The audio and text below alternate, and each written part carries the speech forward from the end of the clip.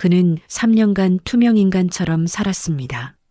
하지만 그날 아이들이 위험에 처했을 때 52세 경비 아저씨의 진짜 정체가 드러났습니다. 새벽 5시 알람이 울렸습니다. 강태수는 눈을 떴습니다. 반지하 원룸의 작은 창문으로 아직 어둠이 깔려 있었습니다.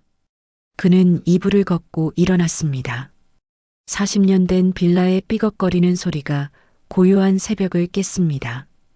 욕실로 들어가 간단히 세수를 했습니다. 거울 속 얼굴을 봤습니다. 52세. 회색 머리카락이 늘었습니다. 주름도 깊어졌습니다. 하지만 눈빛만은 여전히 날카로웠습니다. 20년간 몸에 밴 것은 쉽게 사라지지 않았습니다. 옷장에서 경비 유니폼을 꺼내 입었습니다. 남색 재킷과 바지, 가슴에는 힐탑 아파트라는 이름표가 달려 있었습니다. 3년 동안 입은 유니폼은 낡았지만 깨끗했습니다. 태수는 매일 세탁했습니다. 그것이 그가 지킬 수 있는 자존심이었습니다. 방을 나서기 전 벽에 걸린 액자를 봤습니다. 아내의 사진이었습니다. 10년 전 찍은 사진. 그녀는 환하게 웃고 있었습니다. 다녀올게요. 태수는 습관적으로 인사했습니다. 대답은 없었습니다. 5년 전부터 줄곧 그랬습니다. 문을 나서자 찬 공기가 얼굴을 때렸습니다. 11월 초의 새벽은 추웠습니다.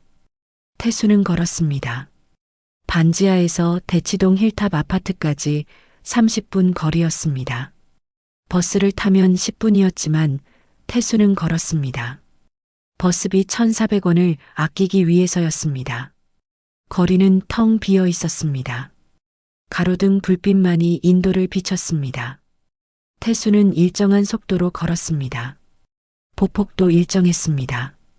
20년간 행군하며 몸에 밴 습관이었습니다. 5시 50분 힐탑 아파트 정문에 도착했습니다. 30층짜리 아파트 3동이 하늘을 찔렀습니다. 강남에서도 비싼 동네였습니다. 평당 5천만 원이 넘었습니다. 태수는 평생 모아도 이곳에 살 수 없었습니다. 경비실로 들어갔습니다. 야간 근무를 마친 김 경비원이 하품을 했습니다. 왔어요? 네. 태수는 짧게 대답했습니다. 밤에 이상한 거 없었습니까? 없었어. 조용했어. 김 경비원이 가방을 들고 나갔습니다. 그럼 수고해. 태수는 경비실 불을 켰습니다. 작은 공간이었습니다.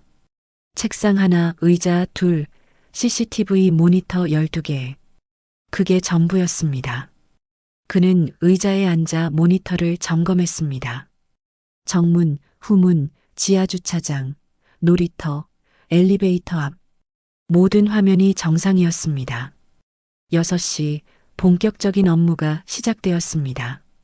태수는 청소 도구를 들고 밖으로 나갔습니다. 먼저 정문 앞 낙엽을 쓸었습니다. 가을바람에 은행나무 잎이 수북했습니다. 빗자루질을 하는 동안 하늘이 조금씩 밝아졌습니다. 화단에 물을 줬습니다. 시든 잎을 떼어냈습니다. 엘리베이터 앞을 걸레로 닦았습니다. 우편함을 정리했습니다. 광고 전단지를 버렸습니다. 모든 일을 묵묵히 했습니다. 3년간 매일 반복한 일이었습니다. 7시가 되자 단지의 생기가 돌기 시작했습니다. 출근하는 주민들이 하나둘 나타났습니다. 태수는 경비실 앞에 서서 고개를 숙여 인사했습니다. 안녕하십니까? 하지만 대부분 그를 보지 않았습니다. 어떤 사람은 전화 통화 중이었습니다. 어떤 사람은 핸드폰 화면만 봤습니다. 어떤 사람은 그냥 스쳐 지나갔습니다. 태수는 익숙했습니다. 처음엔 서운했지만 이젠 당연했습니다. 아저씨, 날카로운 목소리가 들렸습니다. 1501호 최명희 씨였습니다. 40대 후반 명품 가방을 든 여자였습니다. 어제 택배 왜 이렇게 늦게 가져다 줬어요? 죄송합니다. 택배가 많이 와서. 태수는 고개를 숙였습니다. 많으면 더 일찍 가져다 줘야죠. 저녁 8시에 갖다 주면 어떡해요? 제가 얼마나 기다렸는데. 다음부턴 조심하겠습니다. 조심이 아니라 제대로 하세요. 그게 일이잖아요. 최명희가 쏘아붙이고 떠났습니다. 태수는 그녀의 뒷모습을 봤습니다. 그리고 다시 고개를 숙였습니다. 8시 쓰레기 수거 시간이었습니다. 주민들이 내놓은 쓰레기를 모았습니다. 분리수거가 제대로 안 된 것들이 많았습니다. 태수는 다시 분류했습니다. 플라스틱, 캔, 종이, 일반 쓰레기. 장갑을 끼고 하나하나 골랐습니다. 왜 저렇게 꼼꼼하게 해?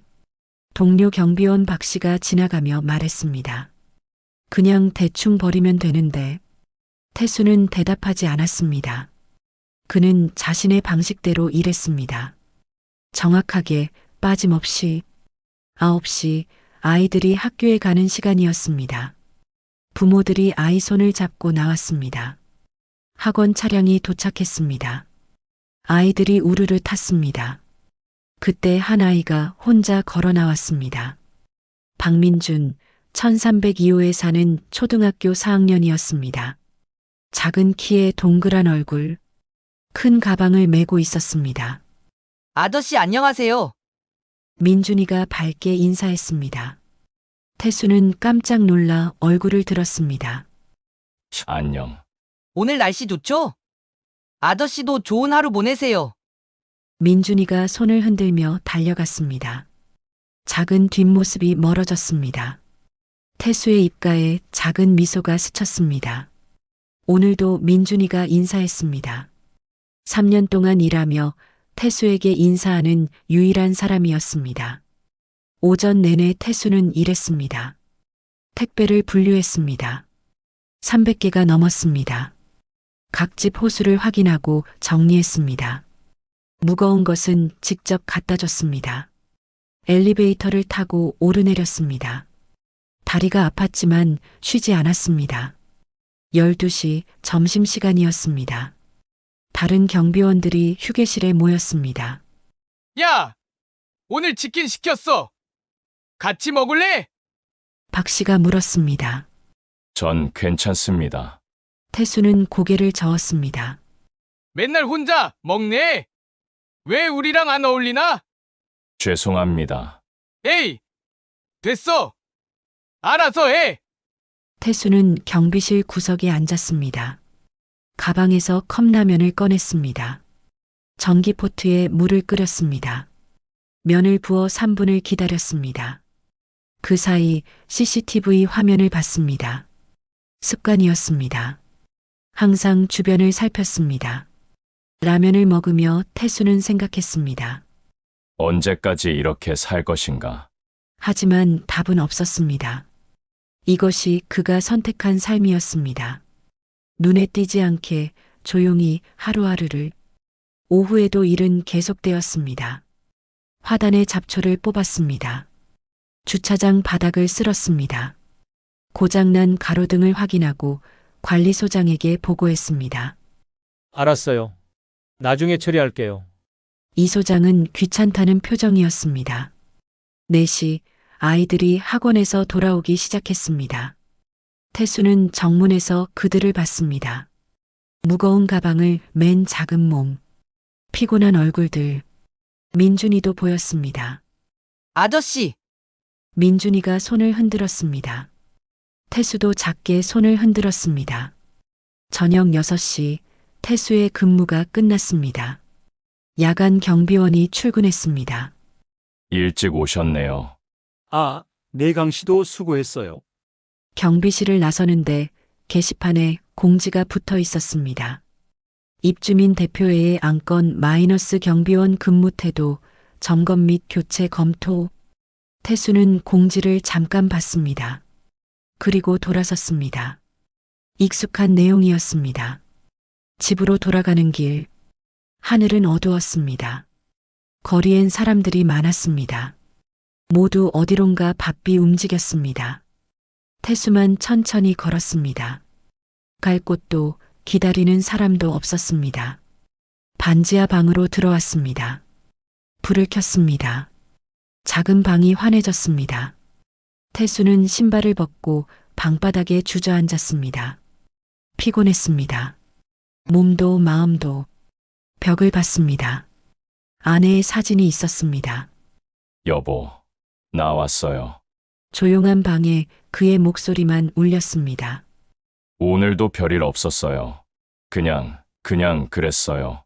태수는 눈을 감았습니다. 머릿속에 오늘 하루가 스쳤습니다. 주민들의 무관심, 최명희의 핀잔, 동료들의 수군거림, 그리고 민준이의 밝은 인사. 나는 투명인간이다. 태수는 생각했습니다. 아무도 나를 보지 않는다. 그게 편하다. 그게 안전하다. 눈에 띄지 않아야 한다. 다시는 누구도 잃고 싶지 않다. 그는 벽장 쪽을 봤습니다. 깊숙이 상자 하나가 있었습니다. 20년간 열지 않은 상자. 그 안에는 다른 삶이 들어 있었습니다. 훈장, 사진, 기억. 태수는 고개를 돌렸습니다. 과거는 과거였습니다. 밤 10시 잠자리에 들었습니다. 내일도 새벽 5시에 일어나야 했습니다. 똑같은 하루가 시작될 것이었습니다. 태수는 그것을 원했습니다. 변화 없는 일상. 그것이 그가 바란 전부였습니다. 하지만 그날 밤 태수는 몰랐습니다. 곧 모든 것이 변하리라는 것을. 그가 원하든 원하지 않든 과거는 다시 찾아오리라는 것을. 그리고 그는 다시 선택해야 하리라는 것을. 힐탑 아파트의 밤은 조용했습니다. 하지만 어둠 속 어딘가에서 누군가는 이곳을 지켜보고 있었습니다. 밤 11시 강태수는 잠들지 못했습니다. 침대에 누워 천장을 봤습니다. 오늘따라 잠이 오지 않았습니다. 불안했습니다. 이유를 알 수 없는 불안감이었습니다. 핸드폰이 울렸습니다. 야간 경비원 김 씨였습니다. 강 씨, 미안한데 좀 도와줄 수 있어? 배가 아파서 화장실 좀 다녀와야 하는데 잠깐만 경비실 봐줄 수 있어? 지금 갈게요. 태수는 일어났습니다. 옷을 입고 밖으로 나갔습니다. 밤 공기가 차가웠습니다. 30분을 걸어 아파트에 도착했습니다. 경비실에 들어서자 김 씨가 급하게 나갔습니다. 고마워. 10분만 있다 올게. 태수는 의자에 앉았습니다. CCTV 모니터가 눈앞에 있었습니다. 12개 화면에 단지의 밤이 펼쳐졌습니다. 대부분 고요했습니다. 정문엔 아무도 없었습니다. 놀이터는 비어 있었습니다. 지하 주차장엔 차들만 줄지어 있었습니다. 평범한 밤이었습니다. 그때 한 화면이 태수의 시선을 끌었습니다. 정문 CCTV였습니다. 검은색 카니발 한 대가 천천히 지나갔습니다. 보통 차량보다 느렸습니다. 시속 20km 정도. 마치 무언가를 관찰하듯 태수는 몸을 앞으로 기울였습니다. 차 안을 봤습니다. 운전석에 남자 하나, 조수석에 남자 하나 더. 조수석의 남자는 밖을 보고 있었습니다. 놀이터 쪽을, 아이들이 노는 곳을. 차량이 천천히 단지를 한 바퀴 돌았습니다. 후문 쪽으로 향했습니다. 태수는 후문 CCTV 화면을 봤습니다. 같은 차량이었습니다. 거기서도 천천히 움직였습니다. 학원 차량 정류장을 지나갔습니다. 아이들이 타고 내리는 곳을. 그리고 차량이 사라졌습니다. 태수는 시계를 봤습니다. 밤 11시 23분. 그는 메모지를 꺼내 적었습니다. 검은 카니발, 번호판 12야 3847, 23시 23분, 단지 1회수 내. 김 씨가 돌아왔습니다. 아이고, 고마워. 괜찮아? 네, 태수는 일어났습니다. 별일 없었어? 없었습니다. 태수는 메모지를 주머니에 넣었습니다. 집으로 돌아가는 길, 태수는 계속 그 차를 생각했습니다. 너무 느렸다. 목적 없이 지나가는 차가 아니었다. 관찰하고 있었다. 20년간 적진을 정찰하며 익힌 감각이 말했습니다. 저건 정찰이다. 다음 날 저녁 태수는 일부러 야간 순찰을 자원했습니다. 제가 오늘 밤 좀 돌아볼게요. 왜? 야근 수당도 안 나오는데? 김 씨가 의아해했습니다. 운동 삼아서요. 밤 10시 태수는 단지를 걸었습니다. 가로등 불빛이 길을 밝혔습니다. 주민들은 대부분 집에 들어갔습니다. 가끔 산책하는 사람들이 보였습니다. 개를 산책시키는 노인, 통화하며 걷는 젊은 여자. 태수는 구석구석을 살폈습니다. CCTV 사각지대를 확인했습니다. 놀이터 뒤편, 지하주차장 2층 끝, 후문 쪽 작은 공터. 모두 기억했습니다. 11시 10분 경비실로 돌아왔습니다. 모니터 앞에 앉았습니다. 그리고 기다렸습니다. 정문 CCTV를 주시했습니다. 11시 15분 검은 카니발이 나타났습니다. 같은 차량이었습니다. 12야 3847. 어제와 같은 속도로 움직였습니다. 천천히 관찰하듯 단지를 한 바퀴 돌고 사라졌습니다. 태수는 다시 적었습니다. 11월 8일 23시 15분 같은 차량, 같은 경로. 그는 어제 메모와 비교했습니다. 패턴이 보였습니다. 사흘 후 태수의 메모는 늘어났습니다. 11월 9일 22시 58분, 11월 10일 23시 20분, 11월 11일 23시 5분. 매일 밤 같은 차량이 나타났습니다. 시간은 조금씩 달랐지만 항상 밤 10시에서 11시 30분 사이였습니다. 경로는 똑같았습니다. 정문에서 들어와 단지를 천천히 돌고 후문으로 나갔습니다. 태수는 확신했습니다. 이건 정찰이다. 목표를 물색하고 있다. 보안 체계를 파악하고 있다. CCTV 위치를 확인하고 있다. 그는 노트북을 켰습니다. 포털 사이트에서 검색했습니다. 아동 실종, 초등학생 행방불명, 강남구. 기사들이 쏟아졌습니다. 서초구 초등학생 실종 한 달째, 경찰 수사 난항, 송파구 맞벌이 가정 아이 실종, 가출로 추정, 강남구 학원가 인근 초등생 행방불명. 태수는 기사를 하나하나 읽었습니다. 3명의 아이가 실종되었습니다. 모두 초등학교 고학년이었습니다. 모두 부유한 동네에 살았습니다. 모두 맞벌이 가정이었습니다.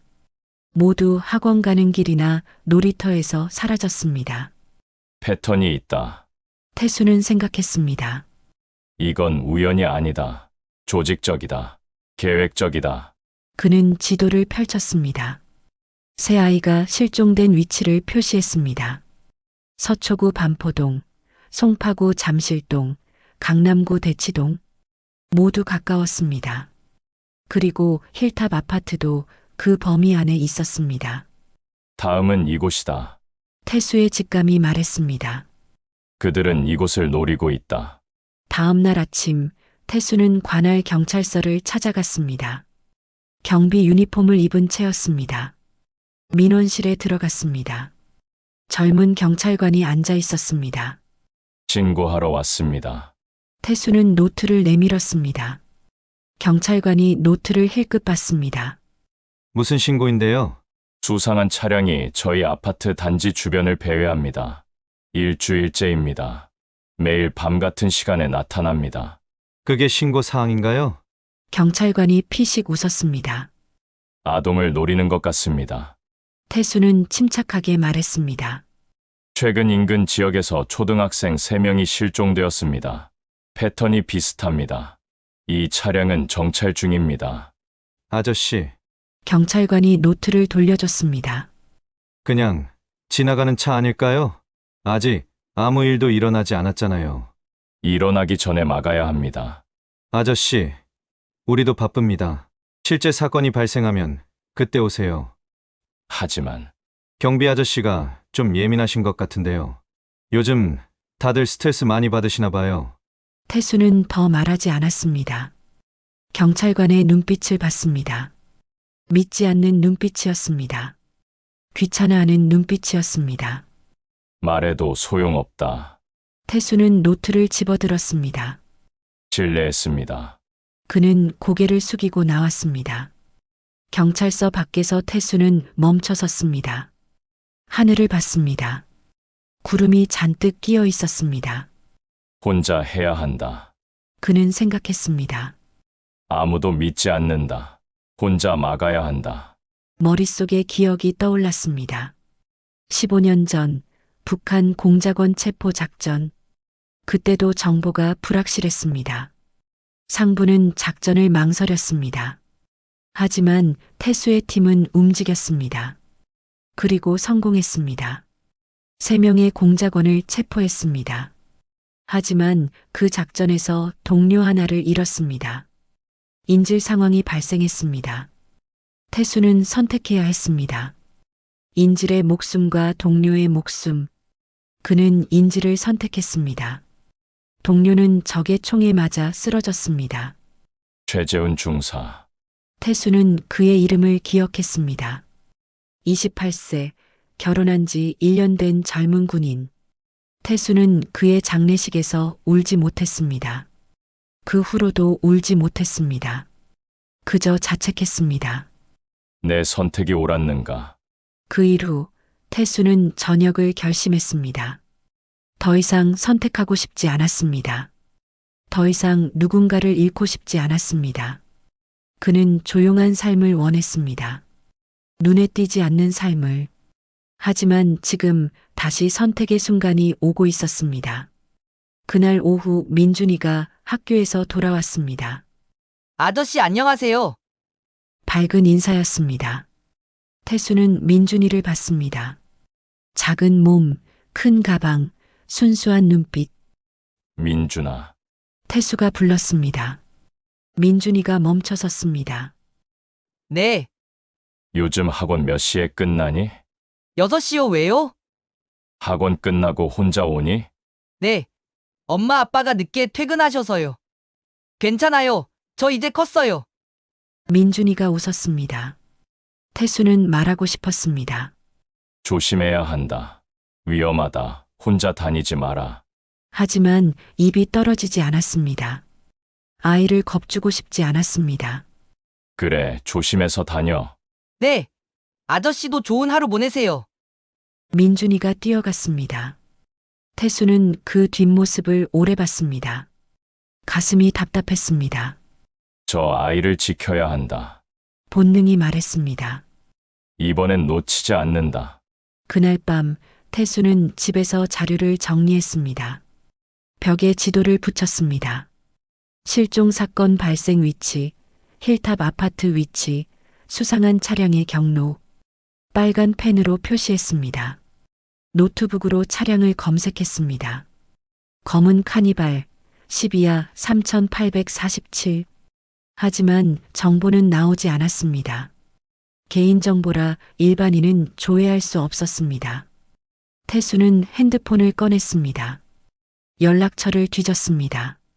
5년 동안 전화하지 않은 번호가 있었습니다. 정수진 형사. 저녁 전 마지막 작전에서 협조했던 경찰이었습니다. 전화를 걸었습니다. 신호음이 3번 울렸습니다. 여보세요? 여자 목소리가 들렸습니다. 형사님, 저 강태수입니다. 잠시 침묵이 흘렀습니다. 태수 씨, 정말 오랜만이네요. 무슨 일이세요? 부탁이 있습니다. 차량 번호 하나 조회해 주실 수 있습니까? 무슨 일인데요? 정수진의 목소리가 진지해졌습니다. 태수는 상황을 설명했습니다. 수상한 차량, 반복되는 정찰, 인근 실종 사건들. 정수진은 조용히 들었습니다. 알겠습니다. 내일 연락드릴게요. 그리고 태수 씨, 네, 조심하세요. 혼자 움직이지 마세요. 알겠습니다. 태수는 전화를 끊었습니다. 하지만 그는 알고 있었습니다. 필요하다면 혼자라도 움직일 것이라는 것을. 밤 11시 태수는 다시 힐탑 아파트로 향했습니다. 야간 경비를 도우러 가는 척했습니다. 경비실에 앉아 모니터를 봤습니다. 11시 18분 검은 카니발이 나타났습니다. 이번에도 같았습니다. 천천히 조심스럽게 태수는 차 안을 자세히 봤습니다. 운전석의 남자는 40대로 보였습니다. 조수석의 남자는 더 젊었습니다. 뒷좌석에 한 명 더 있었습니다. 3명. 태수는 생각했습니다. 조직이 커지고 있다. 곧 실행에 옮길 것이다. 차량이 놀이터 앞에서 잠깐 멈췄습니다. 조수석 남자가 밖을 찍는 것 같았습니다. 핸드폰으로 사진을 찍고 있었습니다. 놀이터가 목표다. 태수는 확신했습니다. CCTV 사각지대를 찾고 있다. 아이들이 자주 가는 곳을 확인하고 있다. 차량이 다시 움직였습니다. 후문으로 향했습니다. 학원 차량 정류장 앞에서 또 멈췄습니다. 또 사진을 찍었습니다. 그리고 사라졌습니다. 태수는 노트에 적었습니다. 11월 14일 23시 18분 놀이터와 학원 정류장 촬영. 실행 임박. 그는 일어섰습니다. 단지를 나가 후문 쪽으로 걸었습니다. 차량이 사라진 방향이었습니다. 하지만 이미 보이지 않았습니다. 태수는 멈춰섰습니다. 차가운 바람이 불었습니다. 11월의 밤은 추웠습니다. 그는 하늘을 봤습니다. 별이 하나도 보이지 않았습니다. 곧 시작된다. 태수는 생각했습니다. 내가 막지 못하면 누군가의 아이가 사라진다. 민준이가 사라질 수도 있다. 집으로 돌아가는 길, 태수는 결심했습니다. 벽장 속 상자를 꺼낼 때가 왔습니다. 20년간 잠들어 있던 자신을 깨울 때가 왔습니다. 방에 도착해 벽장을 열었습니다. 깊숙이 낡은 상자가 있었습니다. 먼지가 쌓여 있었습니다. 태수는 상자를 꺼내 앞에 놓았습니다. 손이 떨렸습니다. 열고 싶지 않았습니다. 과거를 다시 마주하고 싶지 않았습니다. 하지만 선택의 여지가 없었습니다. 상자를 열었습니다. 안에는 훈장들이 있었습니다. 화랑무 공훈장, 근무 공로훈장, 빛바랜 사진들도 있었습니다. 젊은 시절의 태수, 위장복을 입고 동료들과 함께 웃는 모습, 그리고 마지막 작전 사진. 6명이 찍혔어야 할 자리에 5명만 있었습니다. 최재훈 중사가 없었습니다. 모두 침통한 표정이었습니다. 태수는 사진을 오래 봤습니다. 재훈아, 미안하다. 그때 내 선택이 옳았는지 아직도 모르겠다. 하지만 이번엔 후회하고 싶지 않다. 그는 사진을 내려놓았습니다. 그리고 다짐했습니다. 이번엔 지킨다. 누구도 잃지 않는다. 민준이를, 이 아파트의 아이들을 지킨다. 벽에 걸린 아내의 사진을 봤습니다. 여보, 미안해요. 다시 그 사람이 되어야 할 것 같아요. 평범하게 살고 싶었는데 할 수 없어요. 그날 밤 태수는 잠들지 못했습니다. 내일부터 본격적인 감시를 시작해야 했습니다. 아이들을 지켜야 했습니다. 특히 민준이를. 창밖을 봤습니다. 어둠이 깔려 있었습니다. 어딘가에서 그들도 계획을 세우고 있을 것입니다. 다음 목표물을, 실행 시간을. 와라. 태수는 생각했습니다. 내가 여기 있다. 707 특수임무단 강태수가 여기 있다. 너희는 이 아이들을 건드릴 수 없다. 그의 눈빛이 변했습니다. 52세 경비원의 눈이 아니었습니다. 20년간 나라를 지킨 전사의 눈이었습니다. 예리하고 결연하고 두려움 없는 눈빛이었습니다. 밤은 깊어갔습니다. 힐탑 아파트는 조용했습니다. 하지만 곧 폭풍이 몰아칠 것 같은 느낌이 들었습니다. 다음 날 아침은 평소와 같았습니다. 태수는 새벽 5시에 일어났습니다. 하지만 어제와는 달랐습니다. 눈빛이 달랐습니다. 움직임이 달랐습니다. 경계하는 자의 자세였습니다. 아파트에 도착해 CCTV를 점검했습니다.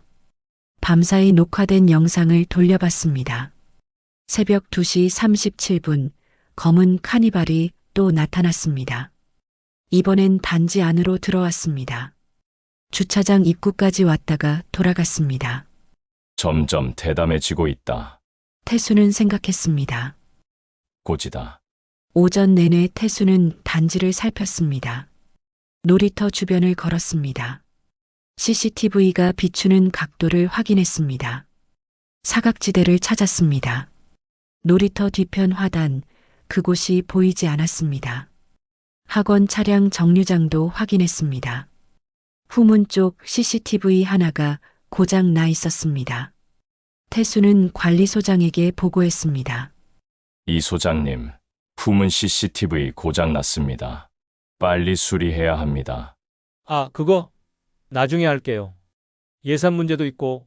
지금 당장 해야 합니다. 보안에 구멍이 생깁니다.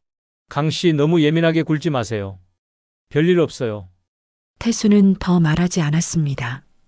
소용없다는 것을 알았습니다. 혼자 막아야 했습니다. 점심시간 정수진 형사에게서 전화가 왔습니다. 태수 씨, 차량 조회했어요. 어떻게 나왔습니까? 렌터카예요. 한 달 전에 빌렸대요. 빌린 사람 이름은 가짜 신분증이었고요. 차량은 아직 반납 안 됐습니다. 역시 그리고 태수 씨, 제가 광역수사대에 이건 보고했어요. 인근 아동 실종 사건들이랑 연결될 가능성이 있다고. 경찰이 움직입니까? 글쎄요. 증거가 부족하다고 하더라고요. 실제 사건이 발생하기 전엔 어렵대요. 사건이 발생하면 늦습니다. 저도 압니다. 그래서 제가 개인적으로 움직이려고요. 오늘 저녁에 그쪽으로 갈게요. 감사합니다, 형사님. 태수 씨, 절대 혼자 움직이지 마세요. 위험합니다.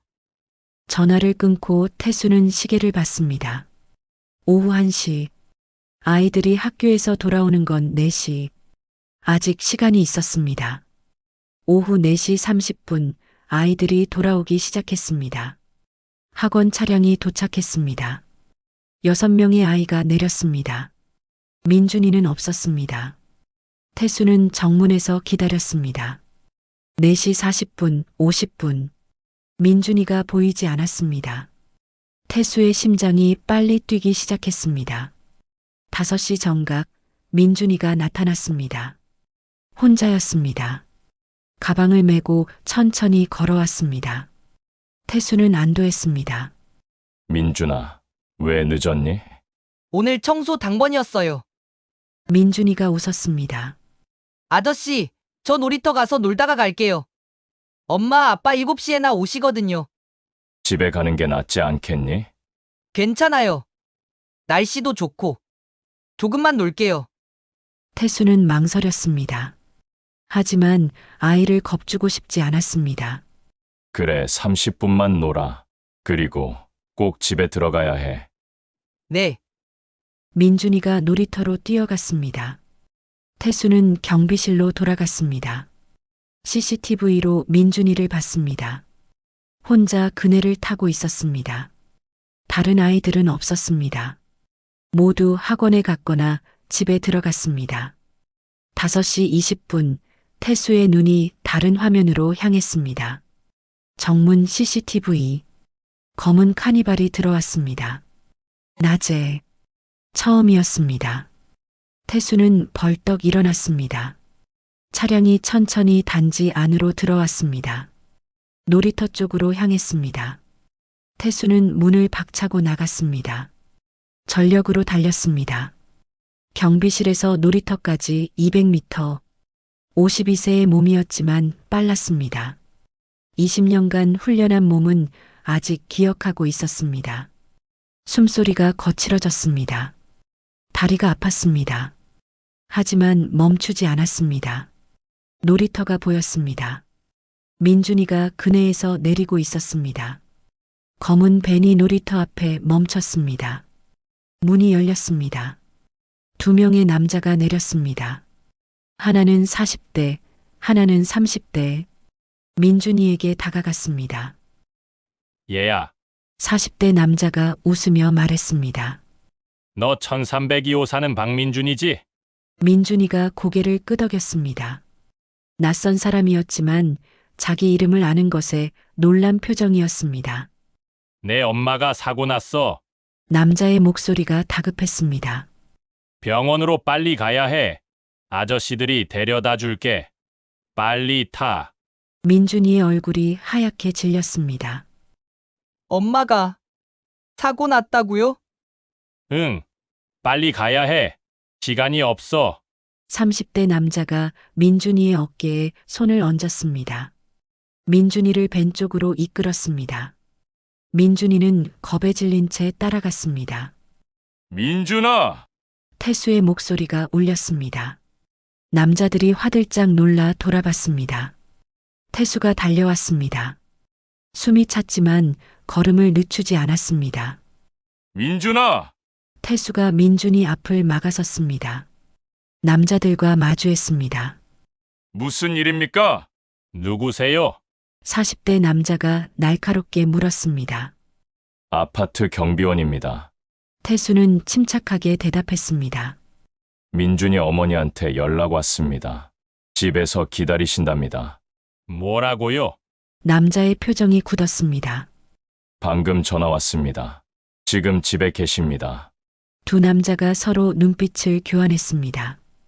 긴장감이 흘렀습니다. 30대 남자의 손이 주머니로 향했습니다. 태수는 그 움직임을 놓치지 않았습니다. 태수는 자세를 낮췄습니다. 무게 중심을 옮겼습니다. 언제든 움직일 준비를 했습니다. 20년 동안 몸에 밴 전투 태세였습니다. 40대 남자가 어색하게 웃었습니다. 그래요?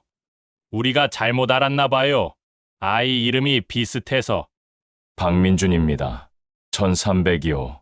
태수는 또박또박 말했습니다. 제가 3년간 이 아파트에서 일했습니다. 모든 주민을 압니다. 남자들이 물러섰습니다. 실례했습니다. 착오였네요. 40대 남자가 밴으로 돌아갔습니다. 30대 남자도 따라갔습니다. 민준아, 엄마한테 전화해봐. 태수가 조용히 말했습니다. 민준이가 떨리는 손으로 핸드폰을 꺼냈습니다. 전화를 걸었습니다. 엄마? 나야. 민준이의 목소리가 떨렸습니다. 응, 민준이 무슨 일 있니? 아니, 아무것도 아니야. 엄마는 괜찮아. 사고 같은 거 안 났어? 응, 사고 안 났어. 오늘 일이 일찍 끝나서 지금 집에 거의 다 왔어. 전화를 끄는 민준이가 태수를 봤습니다. 눈에 눈물이 고였습니다. 아저씨, 저 사람들이 괜찮아. 이제 괜찮아. 태수가 민준이의 어깨를 토닥였습니다. 집에 들어가자. 아저씨가 데려다 줄게. 밴이 출발했습니다. 태수는 차량 번호를 확인했습니다. 12야 3847. 역시 그 차였습니다. 차가 정문을 빠져나갔습니다. 태수는 민준이의 손을 잡았습니다. 가자. 엘리베이터를 탔습니다. 민준이는 내내 말이 없었습니다. 겁에 질린 얼굴이었습니다. 13층에 도착했습니다. 초인종을 눌렀습니다. 잠시 후 문이 열렸습니다. 30대 중반의 여자였습니다. 민준이 어머니였습니다. 어머, 민준아. 경비 아저씨. 안녕하십니까. 민준이 데리고 왔습니다.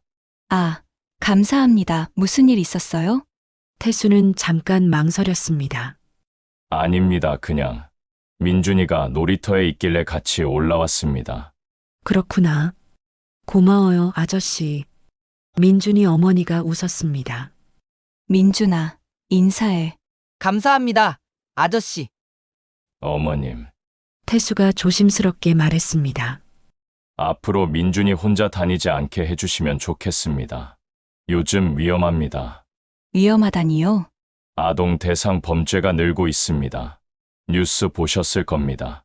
가능하면 학원 차량을 이용하시거나 함께 다니시는 게 아, 네, 알겠어요. 그런데 저희가 워낙 바빠서. 알겠습니다. 실례했습니다. 태수는 고개를 숙이고 돌아섰습니다. 문이 닫혔습니다. 엘리베이터를 타고 내려왔습니다. 경비실로 돌아와 의자에 앉았습니다. 손이 떨렸습니다. 아드레날린이 아직 가시지 않았습니다. 심장이 빠르게 뛰었습니다. 간발의 차였다. 태수는 생각했습니다. 1분만 늦었어도 민준이는 사라졌을 것이다. CCTV 녹화 영상을 확인했습니다. 벤이 들어오는 장면, 남자들이 민준이에게 접근하는 장면, 자신이 달려오는 장면, 모두 녹화되어 있었습니다.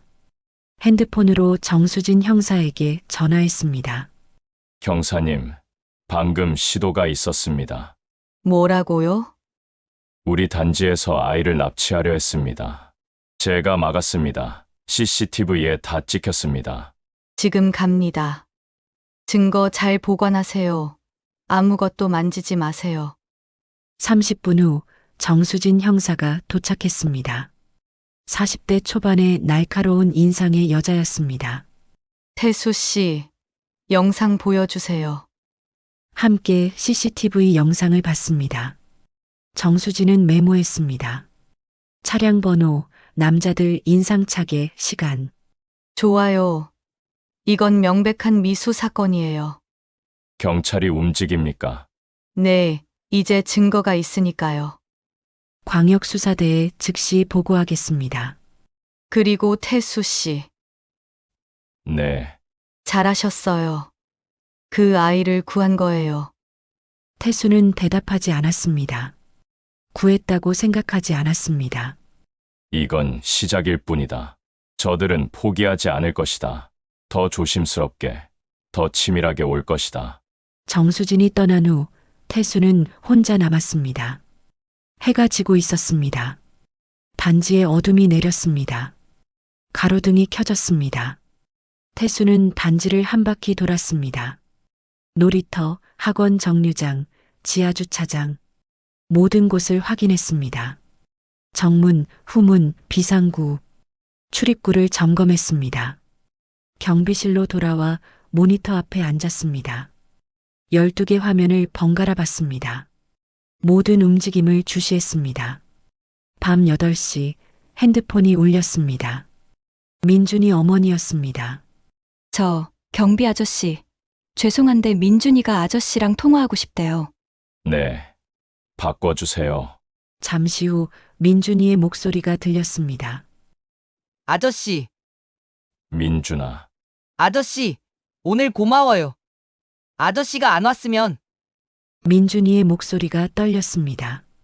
괜찮아. 아무 일도 없었잖아. 저 무서워요. 저 사람들이 다시 오면 어떡해요? 태수는 잠깐 말이 없었습니다. 그리고 천천히 말했습니다. 민준아, 걱정하지 마. 내가 지킬게. 아저씨가 여기 있으니까 괜찮아.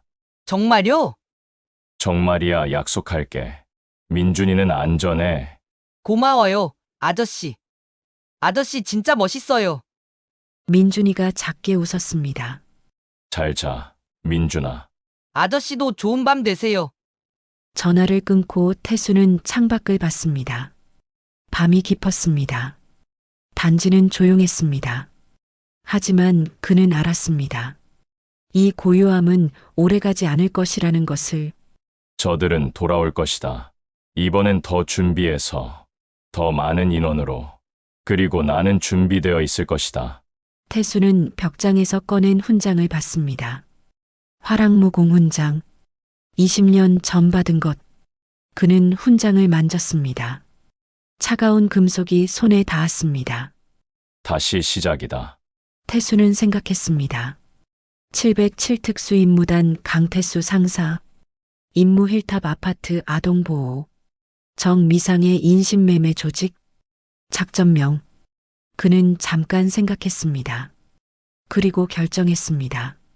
작전명 보호자. 밤은 깊어갔습니다. 태수는 잠들지 않았습니다. 모니터 앞에서 밤을 지샜습니다. 눈을 감지 않았습니다.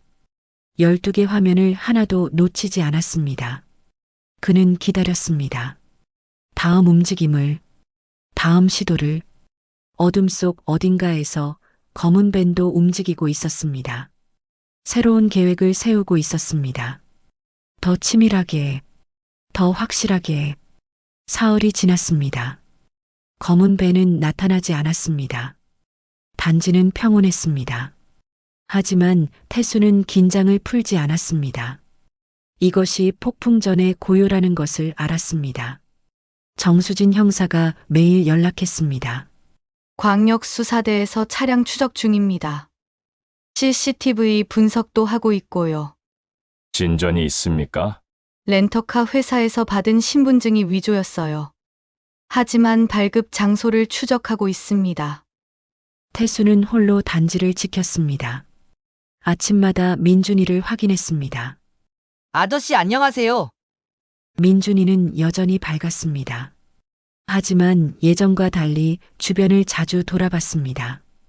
겁먹은 표정이 가끔 보였습니다. 민준아, 괜찮니? 네. 아저씨. 엄마가 요즘 학원 차량 태워주세요. 그래서 안전해요. 태수는 안도했습니다. 하지만 다른 아이들은 여전히 위험했습니다. 혼자 다니는 아이들이 많았습니다. 맞벌이 부모들은 바빴습니다. 아이들은 방치되고 있었습니다. 넷째 날 오후 관리소장이 경비실로 왔습니다. 강 씨 잠깐 나와봐요. 무슨 일입니까? 입주민 대표들이 회의실에 모여 있어요. 당신이랑 얘기 좀 하고 싶대요. 태수는 회의실로 향했습니다. 최명희를 비롯한 5명의 대표가 앉아 있었습니다. 차가운 분위기였습니다. 강 씨, 앉으세요. 최명희가 말했습니다. 태수는 구석 의자에 앉았습니다. 요즘 단지 분위기가 이상해요. 경비 아저씨가 주민들한테 아이들 조심하라고 돌아다닌다면서요? 아동 안전을 위해서였습니다. 그게 경비원이 할 일인가요? 주민들 불안하게 만들지 마세요. 하지만 실제로 위험이. 위험? 무슨 위험? 경찰도 별일 아니라던데요. 태수는 대답하지 않았습니다. 설명해도 소용없다는 것을 알았습니다. 죄송합니다. 앞으론 조심하겠습니다. 그리고 CCTV 영상 무단으로 경찰에 제공했다면서요? 그건 개인정보 침해예요. 범죄 예방을 위해서였습니다. 당신이 판단할 일이 아니에요. 다음엔 관리소에 먼저 보고하세요. 알겠습니다. 태수는 고개를 숙였습니다. 최명희가 서류를 꺼냈습니다. 그리고 이번 달로 계약 종료합니다. 갱신 안 해요. 네, 새 경비원 구했어요. 다음 달부터 출근하기로 했어요. 태수는 말이 없었습니다. 예상했던 일이었습니다. 하지만 지금은 아니었습니다. 아직 위험이 지나가지 않았습니다. 한 달만 더 있겠습니다. 제발. 왜요? 제가 해야 할 일이 있습니다. 무슨 일인데요? 최명희가 비웃었습니다. 경비 아저씨가 무슨 대단한 일을 하는데요? 태수는 일어섰습니다. 죄송합니다. 일어나겠습니다. 회의실을 나왔습니다. 복도를 걸으며 생각했습니다. 한 달. 그때까지 끝내야 한다. 저들을 잡아야 한다. 그날 저녁 태수는 정수진에게 전화했습니다.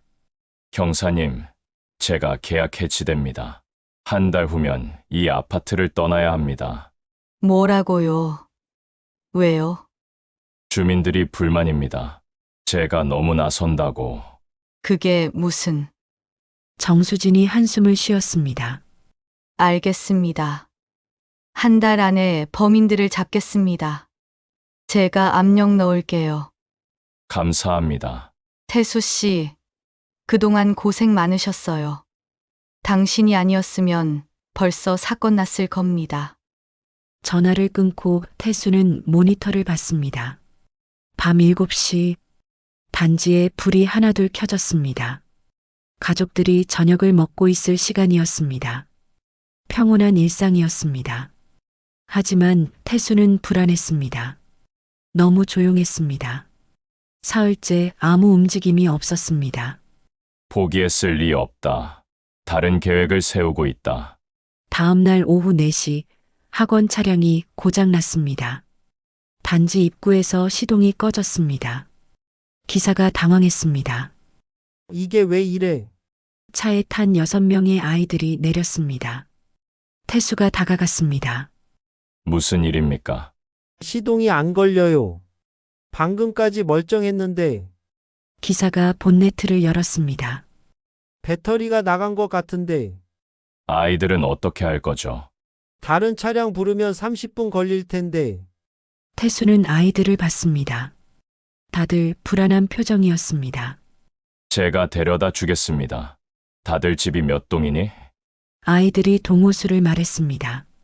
모두 같은 단지였습니다. 걸어서 가자. 아이들과 함께 걸었습니다. 6명이 줄지어 따라왔습니다. 태수는 주변을 살폈습니다. 정문, 놀이터, 지하주차장 입구, 모든 것이 정상이었습니다. 아저씨, 우리 비동이에요. 한 아이가 말했습니다. 응, 알았어, 가자. 비동으로 향했습니다. 지하주차장을 통과하는 게 가장 빠른 길이었습니다. 태수는 잠깐 망설였습니다. 지하는 위험했습니다. CCTV 사각지대가 많았습니다. 하지만 아이들이 피곤해 보였습니다. 빨리 집에 보내야 했습니다. 지하로 가자.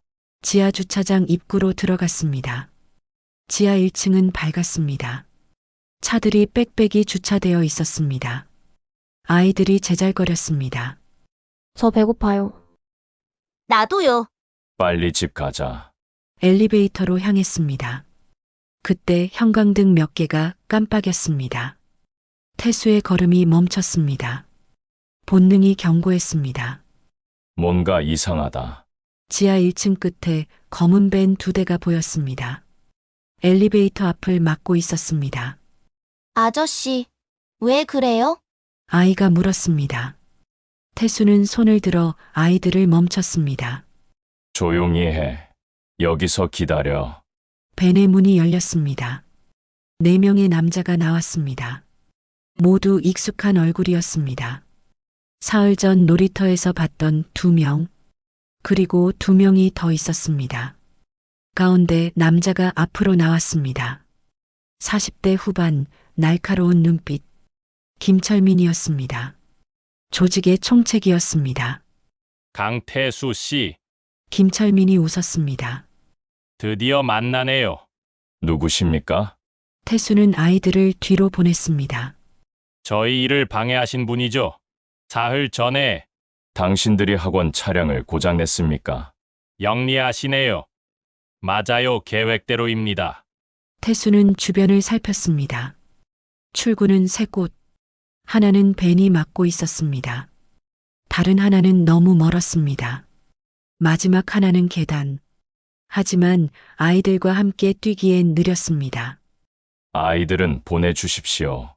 태수가 차분하게 말했습니다. 안 되죠. 우리 한 달 동안 준비했어요. 오늘 목표는 6명입니다. 경찰이 옵니다. 이미 신고했습니다.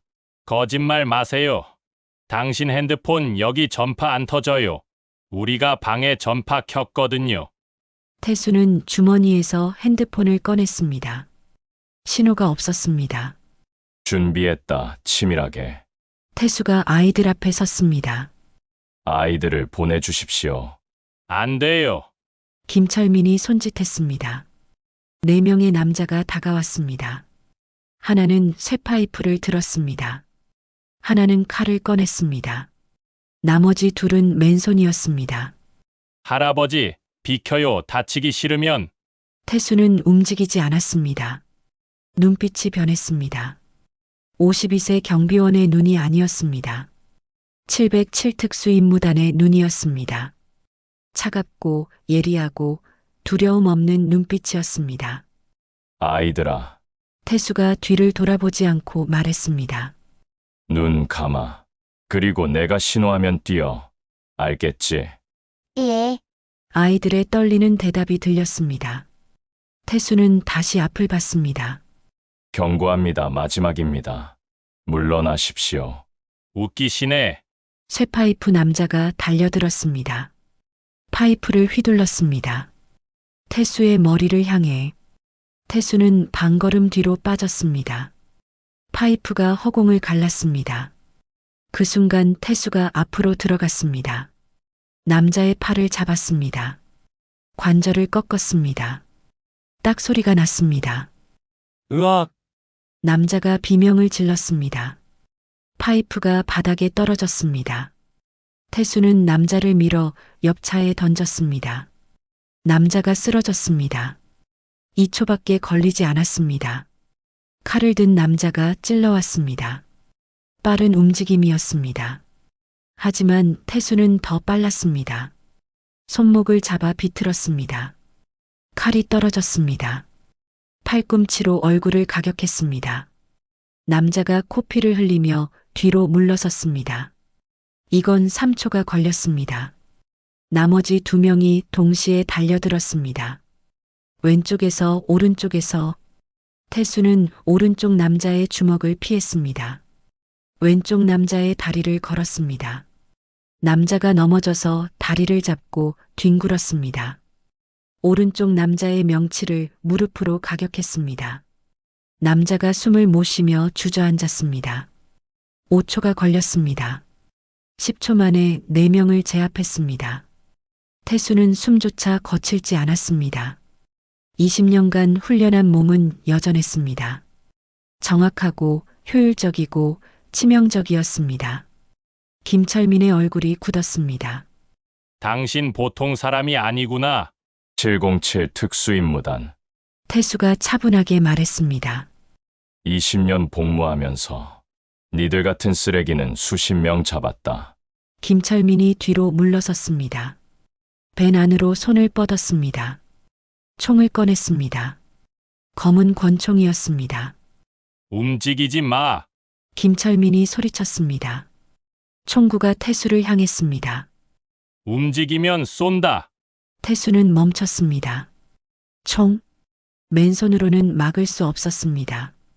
거리는 5m. 총알이 더 빨랐습니다. 김철민이 옆으로 움직였습니다. 아이들이 보이는 위치로. 저리 비켜. 아이들 내놔. 안 됩니다. 태수는 여전히 아이들 앞을 막았습니다. 비키트라고. 김철민이 방아쇠에 손을 걸었습니다. 긴장감이 흘렀습니다. 그 순간 태수의 머릿속에 15년 전 기억이 스쳤습니다. 북한 공작원 체포 작전, 인지를 잡은 적과 총을 든 적, 그리고 쓰러진 동료 최재훈. 그때 나는 망설였다. 동료를 구할 것인가, 인지를 구할 것인가. 나는 인지를 선택했다. 그리고 재훈이를 잃었다. 태수는 눈을 감았습니다. 짧은 순간이었습니다. 그리고 눈을 떴습니다. 이번엔 다르다. 이번엔 아무도 잃지 않는다. 아이들아, 태수가 조용히 말했습니다. 지금 뛰어 계단으로. 빨리. 하지만 아저씨. 뛰어. 태수가 소리쳤습니다. 아이들이 뛰기 시작했습니다. 김철민이 총구를 아이들에게 돌렸습니다. 서. 바로 그 순간 태수가 움직였습니다. 옆에 있던 소화기를 집어던졌습니다. 김철민을 향해. 김철민이 총을 쏘았습니다. 총성이 울렸습니다. 소화기가 튕겨나갔습니다. 하지만 그 1초가 충분했습니다. 태수는 이미 달리고 있었습니다. 5m를 2초 만에 좁혔습니다. 김철민이 다시 방아쇠를 당겼습니다. 태수는 몸을 낮췄습니다. 총알이 어깨를 스쳤습니다. 따끔한 통증. 하지만 멈추지 않았습니다. 김철민에게 도달했습니다. 손으로 총을 쳐올렸습니다. 세 번째 총성이 천장을 향했습니다. 팔꿈치로 김철민의 명치를 가격했습니다. 김철민이 숨을 헐떡였습니다. 손목을 비틀어 총을 떨어뜨렸습니다. 총이 바닥에 떨어졌습니다. 태수는 김철민을 돌려 팔을 뒤로 꺾었습니다. 김철민이 무릎을 꿇었습니다. 으악! 끝났다. 이 놈아. 태수가 차갑게 말했습니다. 더 움직이면 팔이 부러진다. 주변이 조용해졌습니다. 4명의 부하는 여전히 쓰러져 있었습니다. 아이들은 이미 계단 위로 사라졌습니다. 안전했습니다. 태수는 김철민을 바닥에 눕혔습니다. 무릎으로 등을 눌렀습니다. 그리고 주머니에서 핸드폰을 꺼냈습니다. 여전히 신호가 없었습니다. 방에 전파 기계는 어디 있지? 배난. 김철민이 떨리는 목소리로 말했습니다. 태수는 밴으로 갔습니다. 문을 열었습니다. 작은 장비가 있었습니다. 스위치를 껐습니다. 핸드폰에 신호가 들어왔습니다. 즉시 정수진에게 전화했습니다. 형사님, 지금 힐탑 아파트 B동 지하 1층입니다. 범인들 잡았습니다. 빨리 오십시오. 뭐라고요? 지금 갑니다. 전화를 끊고 태수는 다시 김철민에게 돌아갔습니다. 어깨에서 피가 흘렀습니다. 총에 스친 상처였습니다. 깊지 않았습니다. 5분 후 사이렌 소리가 들렸습니다. 경찰차가 도착했습니다. 정수진이 부하들과 함께 지하로 내려왔습니다. 태수 씨, 정수진이 달려왔습니다. 태수의 어깨를 봤습니다. 다치셨어요. 괜찮습니다. 아이들은 안전합니다. 경찰들이 김철민과 4명의 부하를 체포했습니다. 수갑을 채웠습니다. 김철민이 태수를 봤습니다. 당신 대체 누구요? 강태수. 태수가 담담하게 대답했습니다. 힐탑 아파트 경비원 강태수입니다. 구급차가 도착했습니다. 응급요원이 태수의 어깨를 치료했습니다. 병원 가셔야 합니다. 나중에 가겠습니다. 먼저 해야 할 일이 있습니다. 태수는 계단으로 향했습니다. 올라갔습니다. 아이들이 경비실 앞에 모여 있었습니다. 모두 무사했습니다. 울고 있는 아이도 있었습니다. 아저씨, 아이들이 달려왔습니다. 태수를 껴안았습니다. 무서웠어요. 괜찮아. 이제 안전하니까. 주민들이 모여들었습니다. 경찰차, 구급차 때문에 소란스러웠습니다. 무슨 일이에요? 저기 아이들이. 경비 아저씨가 다쳤네. 정수진이 나왔습니다. 확성기로 말했습니다. 주민 여러분, 진정하십시오. 아동 인신매매 조직을 체포했습니다. 아이들은 모두 안전합니다. 강태수 경비원께서 범인들을 제압하셨습니다. 주민들이 웅성거렸습니다. 경비 아저씨가 인신매매?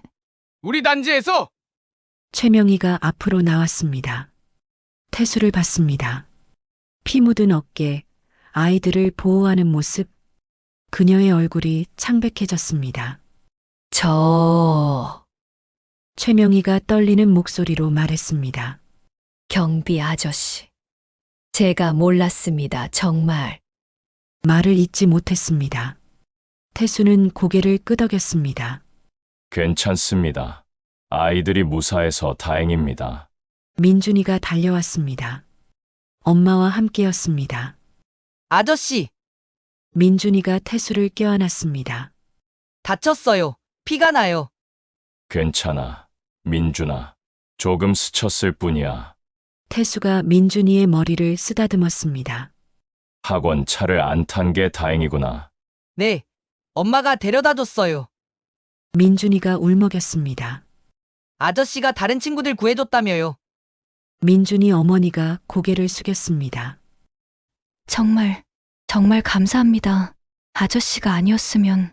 말을 잇지 못하고 눈물을 닦았습니다. 구급요원이 다가왔습니다. 병원 가셔야 합니다. 상처가 감염될 수 있어요.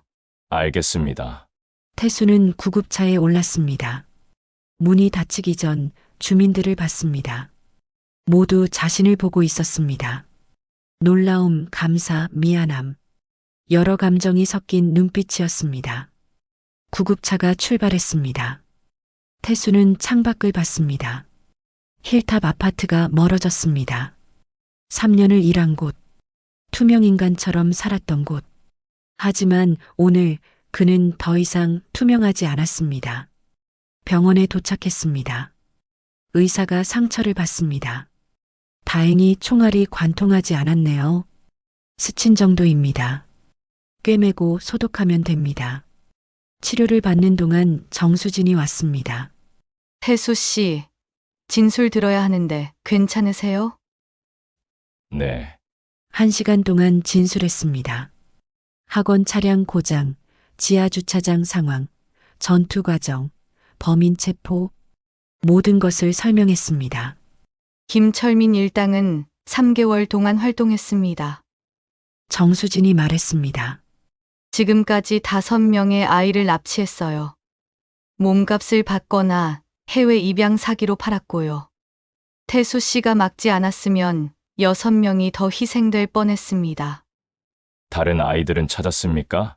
네. 위치 파악했어요. 내일 구출 작전 들어갑니다. 모두 살아 있습니다. 태수는 안도의 한숨을 쉬었습니다. 다행입니다. 태수 씨, 정수진이 진지하게 말했습니다. 정말 대단하십니다. 경찰도 못 잡은 조직을 혼자 막으셨어요. 혼자가 아니었습니다. 경사님이 도와주셨습니다. 아니에요. 태수 씨의 용기와 헌신이 아이들을 구한 겁니다. 정수진이 악수를 청했습니다. 감사합니다. 진심으로. 밤 10시 태수는 병원을 나왔습니다. 팔에 붕대를 감았습니다. 택시를 타고 집으로 향했습니다. 반지하 원룸이 보였습니다. 방에 들어와 불을 켰습니다. 아내의 사진이 보였습니다. 태수는 사진 앞에 앉았습니다. 여보, 오늘 제가 해냈어요. 아무도 잃지 않았어요. 모두 지켰어요. 목소리가 떨렸습니다. 눈에 눈물이 맺혔습니다. 재훈이한테도 이제 떳떳할 것 같아요. 15년 만에 죄책감을 조금 덜었어요. 태수는 처음으로 울었습니다. 15년 동안 참았던 눈물이 흘렀습니다. 아내 사진을 껴안고 한참을 울었습니다. 슬픔이 아니었습니다. 안도였습니다. 한참 후 태수는 눈물을 닦았습니다. 일어나 창문을 열었습니다. 차가운 밤 공기가 들어왔습니다. 하늘을 봤습니다. 구름 사이로 별이 보였습니다. 오랜만에 보는 별이었습니다. 핸드폰이 울렸습니다. 민준이었습니다. 아저씨, 저 민준이에요. 괜찮으세요? 응, 괜찮아, 민준아. 아저씨, 오늘 정말 고마워요. 뉴스 봤어요. 아저씨가 영웅이래요. 영웅은 아니야. 태수가 웃었습니다. 그냥 해야 할 일을 했을 뿐이야. 아저씨는 제 영웅이에요. 민준이의 목소리가 진지했습니다. 처음부터 알았어요. 아저씨는 특별한 사람이라는 거. 고맙구나, 민준아. 아저씨, 내일 또 봐요. 학교 가면서 인사할게요. 그래, 잘 자. 전화를 끊고 태수는 미소 지었습니다. 처음으로 진심으로 웃었습니다. 지난 5년간 한 번도 없었던 일이었습니다. 침대에 누웠습니다. 몸은 피곤했지만 마음은 편안했습니다.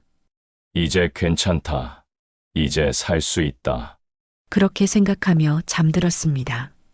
다음 날 아침 태수는 평소처럼 새벽 5시에 일어났습니다. 어깨가 아팠지만 견딜만 했습니다.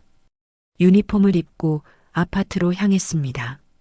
정문에 도착했을 때 놀라운 광경이 펼쳐졌습니다. 현수막이 걸려 있었습니다. 힐탑 아파트의 영웅 강태수 경비원님께 감사드립니다. 경비실 앞에는 꽃다발과 선물 상자들이 쌓여 있었습니다. 주민들이 가져다 놓은 것이었습니다. 태수는 멈춰섰습니다. 믿을 수 없었습니다. 강 씨, 관리소장이 달려왔습니다. 어젯밤 연락 못 드려서 죄송합니다. 자네는 괜찮아? 네, 괜찮습니다. 입주민 대표들이 긴급 회의했다네. 계약 해지 철회하기로 했어. 아니, 정규직으로 전환하기로 했다네. 정규직요? 그럼요. 그리고 월급도 올려서 주기로 했고. 당연한 겁니다. 강 씨는 우리 아파트의 은인이야. 태수는 대답하지 못했습니다. 너무 갑작스러웠습니다. 7시가 되자 출근하는 주민들이 나타났습니다. 하지만 어제와 달랐습니다. 모두 태수에게 멈춰 섰습니다. 강태수 씨, 정말 감사합니다. 한 남자가 깊이 인사했습니다. 제 아들이 어제 구출된 아이 중 한 명입니다. 우리 딸도요. 한 여자가 눈물을 글썽이며 말했습니다. 정말 어떻게 감사를 드려야 할지. 괜찮습니다. 태수는 고개를 숙였습니다. 당연한 일했을 뿐입니다. 최명희가 나타났습니다. 그녀는 한참을 서 있다가 태수에게 다가왔습니다. 그리고 깊이 고개를 숙였습니다. 강태수 씨, 정말 죄송했습니다. 그녀의 목소리가 떨렸습니다. 그동안 제가 너무 무례했습니다. 당신을 사람으로 보지 않았습니다. 괜찮습니다. 아니에요, 괜찮지 않아요. 최명희가 얼굴을 들었습니다. 눈이 붉었습니다. 당신은 우리 아이들을 구하셨어요. 목숨 걸고 그런 분을 제가 하인처럼 대했어요. 입주민 대표로서 사과드립니다. 그리고 한 사람으로서도 사과드립니다. 정말 죄송합니다. 태수는 그녀를 봤습니다. 진심이었습니다. 사과 받겠습니다. 이제 새롭게 시작하면 됩니다. 9시 아이들이 학교에 갔습니다. 모두 부모와 함께였습니다.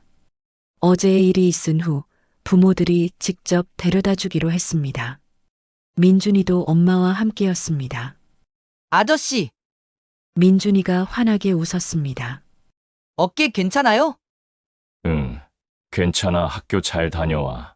아저씨, 이거요. 민준이가 종이를 내밀었습니다.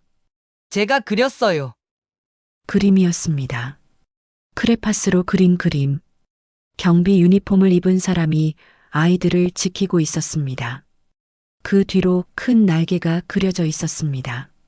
천사 날개였습니다. 밑에 글씨가 있었습니다. 우리 아파트 천사 아저씨, 고마워요. 태수의 눈이 뜨거워졌습니다. 고맙구나, 민준아. 아저씨가 더 고마워요. 아저씨는 진짜 천사예요. 민준이가 학교로 뛰어갔습니다. 태수는 그림을 오래 봤습니다. 그리고 조심스럽게 접어 주머니에 넣었습니다. 오전 내내 주민들이 인사했습니다. 안녕하세요, 태수 씨. 좋은 아침입니다. 고맙습니다. 모든 인사에 태수는 답했습니다. 안녕하십니까. 이제 그는 투명 인간이 아니었습니다. 이름을 가진 사람이었습니다. 존중받는 사람이었습니다. 점심시간 다른 경비원들이 태수를 불렀습니다. 강씨, 오늘 우리랑 같이 먹어요. 제육볶음 시켰어요. 같이 먹어요. 휴게실에 둘러앉았습니다. 모두 태수를 봤습니다. 존경의 눈빛이었습니다. 강 씨 어제 정말 대단했어요. 박 씨가 말했습니다. 뉴스 봤어요. 혼자서 4명을 제압하다니. 운이 좋았습니다. 운이 아니에요. 실력이죠. 그리고 용기. 강씨, 사실 제가 오해했어요. 김 씨가 말했습니다. 맨날 혼자 있고만 없으니까 이상한 사람인 줄 알았어요. 근데 그게 아니었네요. 괜찮습니다. 앞으론 친하게 지내요. 우리 동료잖아요. 태수는 고개를 끄덕였습니다. 그리고 처음으로 동료들과 함께 밥을 먹었습니다. 이야기를 나눴습니다. 웃었습니다. 오후 2시 정수진 형사가 찾아왔습니다. 태수 씨, 좋은 소식 있어요. 납치됐던 아이들 전부 구출했습니다. 모두 건강해요. 다행입니다. 그리고 김철민 일당 전부 구속됐어요. 증거가 충분해서 중형받을 겁니다. 수고하셨습니다, 형사님. 제가 수고한 게 아니라 태수 씨가 수고하셨죠. 아, 그리고 이거. 정수진이 봉투를 내밀었습니다. 뭡니까? 경찰청에서 나온 표창장이에요. 그리고 포상금도 있고요. 아닙니다. 받을 수 없습니다. 왜요? 전 제 일 했을 뿐입니다. 돈을 받을 일이 아닙니다. 정수진이 웃었습니다. 역시 태수 씨답네요. 하지만 받으세요. 이건 당신이 받을 자격이 있어요. 그리고 그녀가 진지하게 말했습니다. 우리 광역수사대에서 일할 생각 없으세요? 당신 같은 분이 필요해요. 저는 여기가 좋습니다. 태수가 단지를 둘러봤습니다. 이곳이 제 자리입니다.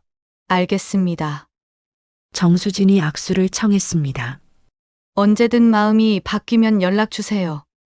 그리고 정말 감사합니다. 저녁 6시 태수의 근무가 끝났습니다. 경비실을 나서는데 아파트 게시판이 보였습니다. 새 공지가 붙어 있었습니다. 입주민 여러분께 알립니다. 강태수 경비원님의 용기와 헌신 덕분에 우리 아이들이 안전합니다. 감사의 마음을 담아 이번 주 토요일 감사 행사를 진행합니다. 많은 참석 부탁드립니다. 태수는 공지를 보며 미소 지었습니다. 그리고 집으로 향했습니다. 밤 반지하 방에서 태수는 아내 사진 앞에 앉았습니다. 여보, 오늘도 좋은 하루였어요. 주민들이 인사해 줬어요. 동료들이 밥 같이 먹자고 했고요. 그리고 민준이가 그림을 그려줬어요. 태수는 민준이가 그린 그림을 꺼내 아내 사진 옆에 놓았습니다. 천사래요, 내가. 웃기죠? 저는 그냥 경비원인데. 하지만 여보, 태수의 목소리가 부드러워졌습니다. 이제 괜찮을 것 같아요. 살아갈 수 있을 것 같아요. 과거를 용서하고 현재를 받아들이고 미래를 기대할 수 있을 것 같아요. 창밖을 봤습니다. 별이 많았습니다. 맑은 밤이었습니다. 내일도 새벽 5시에 일어나야 해요. 단지를 청소하고 CCTV를 점검하고 주민들을 맞이해야 해요. 하지만 이젠 두렵지 않아요. 외롭지 않아요. 태수는 불을 껐습니다. 침대에 누웠습니다. 어둠 속에서 생각했습니다. 나는 강태수, 52세, 힐탑 아파트 경비원, 전직 707특수 임무단 소속, 아내를 잃고 동료를 잃고 자신을 잃었던 사람. 하지만 이제 다시 찾았다. 나를, 그리고 살아갈 이유를. 평온한 잠이 찾아왔습니다. 15년 만에 악몽 없는 잠이었습니다. 태수는 미소 지으며 잠들었습니다. 그날 밤 힐탑 아파트는 고요했습니다. 하지만 평화로웠습니다. 모든 창문에 불이 켜져 있었습니다. 가족들이 함께 있었습니다. 아이들이 안전하게 잠들고 있었습니다. 그리고 그 모든 것을 지키는 사람이 있었습니다. 눈에 띄지 않지만 든든한 사람. 투명 인간이 아니라 보이지 않는 영웅. 강태수였습니다. 새로운 시작이었습니다. 그에게도, 주민들에게도, 이 작은 공동체에게도 서로를 보고 인정하고 존중하는 새로운 시작. 그리고 그것은 한 아이의 밝은 인사에서 시작되었습니다. 아저씨 안녕하세요. 작은 친절이 세상을 바꿀 수 있었습니다. 한 사람의 용기가 많은 사람을 구할 수 있었습니다. 보이지 않던 사람이 가장 소중한 사람이 될 수 있었습니다.